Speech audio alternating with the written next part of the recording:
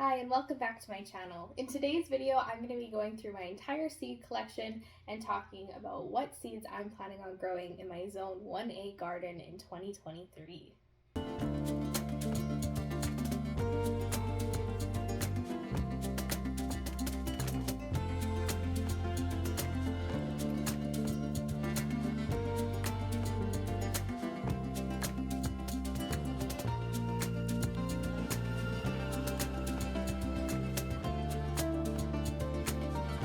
I store all of my seeds in this photo case that was purchased at Michael's, so let's look inside.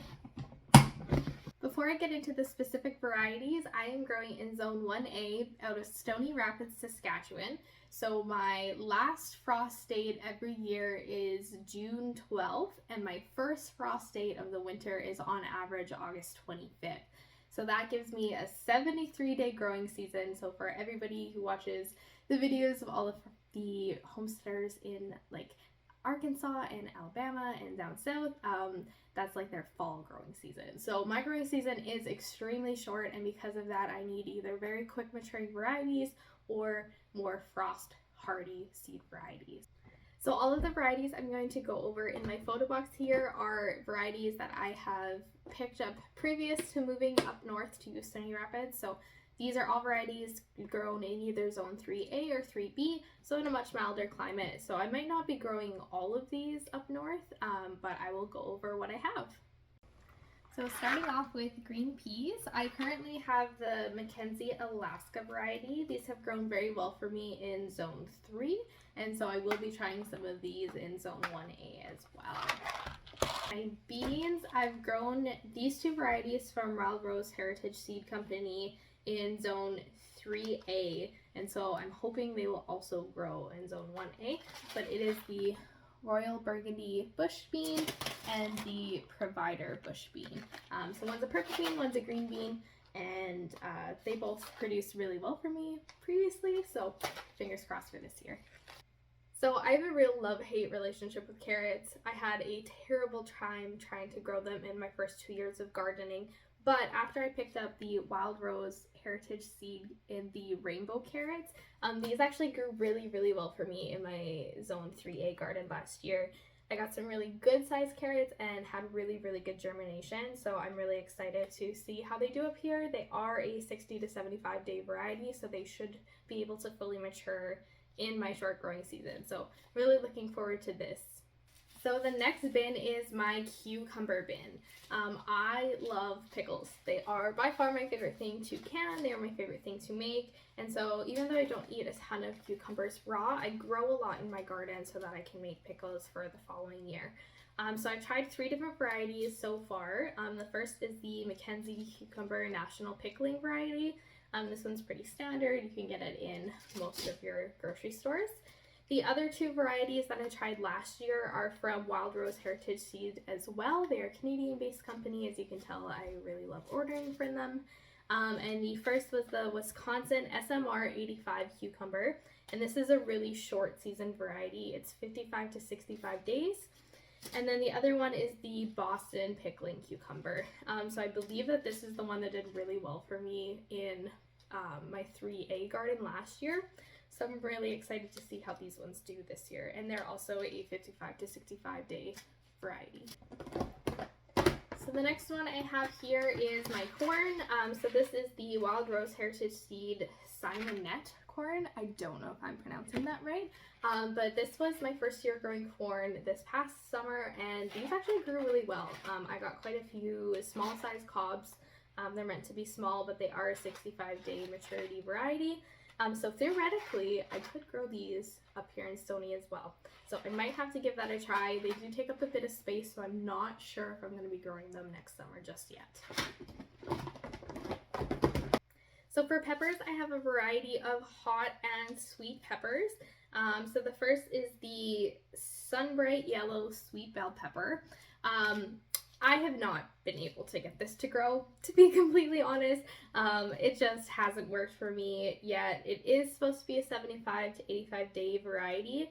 I'm not sure if I'm just starting it at the wrong time or it's not getting enough sun or enough water, but this one is still a challenge, so still figuring this one out. The other one is the Wild Rose Early Jalapeno. This one I have successfully grown, so I can grow peppers. It is possible. And this one does really, really well in 3A and 3B, so hopefully I can get it to grow up here. It says 60 to 85 days, which is somewhat pushing it, but if I start them a little bit earlier, I should be able to make up that time period as well. And then the final variety is the Hungarian Yellow Hot Wax Pepper. This one's also from Wild Rose Heritage Seed Company. I'm not sponsored by any seed companies. Obviously, I'm just starting this YouTube video. But I just have a couple favorites that I like to order from. And Wild Rose, Early's, and Mackenzie seem to be my top 3 so far. So this next bin is probably my biggest bin of seeds, and that is all of my tomato varieties. I grow a lot of tomatoes, mostly for salsa, but we have made pasta sauce and pizza sauce before, and so I'm really curious to see how these do up here. I do have a hoop house that I'm going to be using that will hopefully help get things a little bit warmer because our climates are cooler up here. And so the first is my tried and true, I swear by this tomato variety if you're in a Canadian garden. It is the Mackenzie Subarctic Plenty. I'm sure you can get this variety from other seed wholesalers too. I just happen to get the Mackenzie brand. This one has grown so well for me. The very first year I started a garden, I put these in 4-liter pots, and I got like, I want to say like 30 pounds of tomatoes off of 10 plants. They did really, really well, a very good slicing tomato variety. The next is the Maria's Hungarian Paste Tomato from Wild Rose Heritage Seeds Company. I haven't tried this one yet, but I'm really looking forward to hopefully trying it this year. It is a shorter season variety. So this other Roma tomato variety I did grow last year, and that is the Super Italian Paste Tomato by Wild Rose Heritage Seed Company. It's a really, really nice tomato. It doesn't have a ton of seeds or juice, so it makes for really good pasta sauce, and I also like it in salsa as well. And then finally is another one that theoretically I should be able to grow, but have not been successful yet, and that is the Yellow Mortgage Lifter Tomato. These are a yellow beefsteak tomato. They look super cool. If I can grow them, I'll let you know. For squash, I have 2 kinds of zucchini. So I have yellowfin zucchini from West Coast Seeds and Black Beauty zucchini from West Coast Seeds as well. They're also Canadian. And then I have the delicata squash.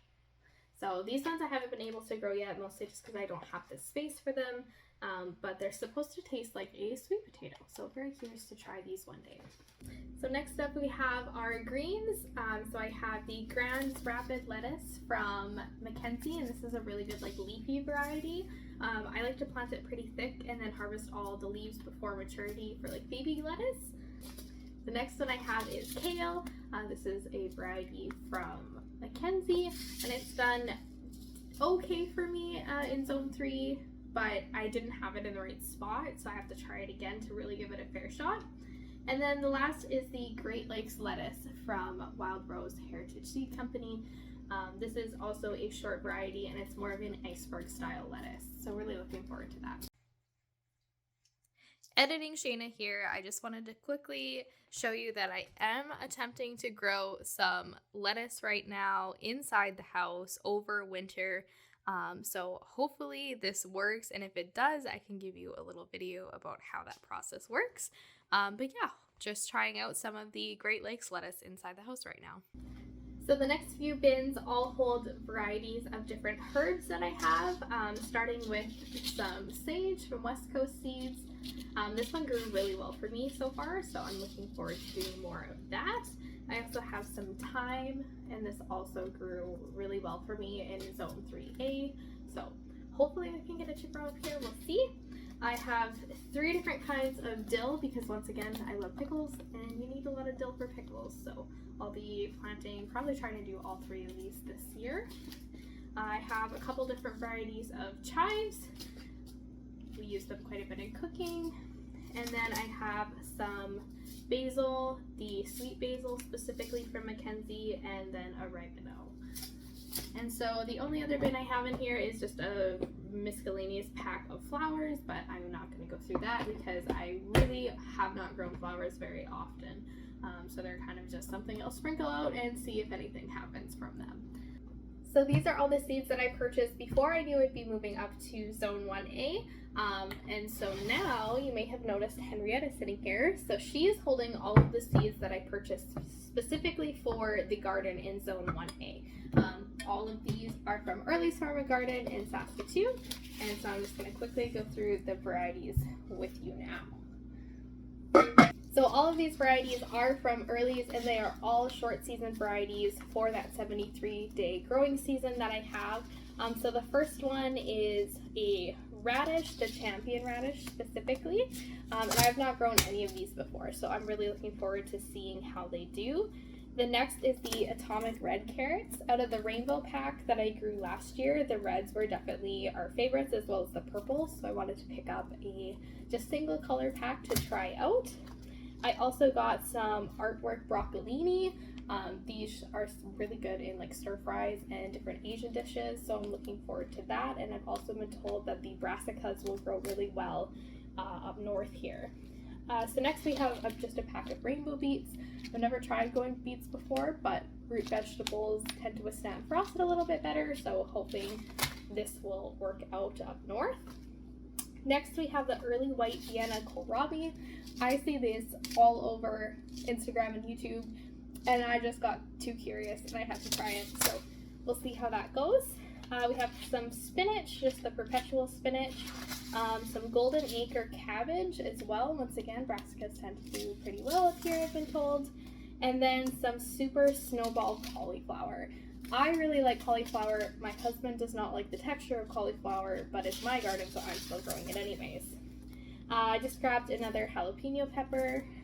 This one doesn't specify a variety, but we'll give it a shot. And then a California Wonder bell pepper. So maybe, unlike the yellow ones, I'll actually be able to grow these. So stay tuned for that. And then I got one more variety of dill because I can never have enough dill. So that is all of the varieties of seeds that I have for the 2023 garden season. Once again, we are growing in very short seasons, unlike a lot of the other YouTube channels I found on here, and I have found almost no videos on growing in Zone 1A. So I'm very excited to share my seed starting process and the entire garden throughout the summer, starting in the spring. So definitely stay tuned for that. Thanks for watching, and we'll see you in the next video.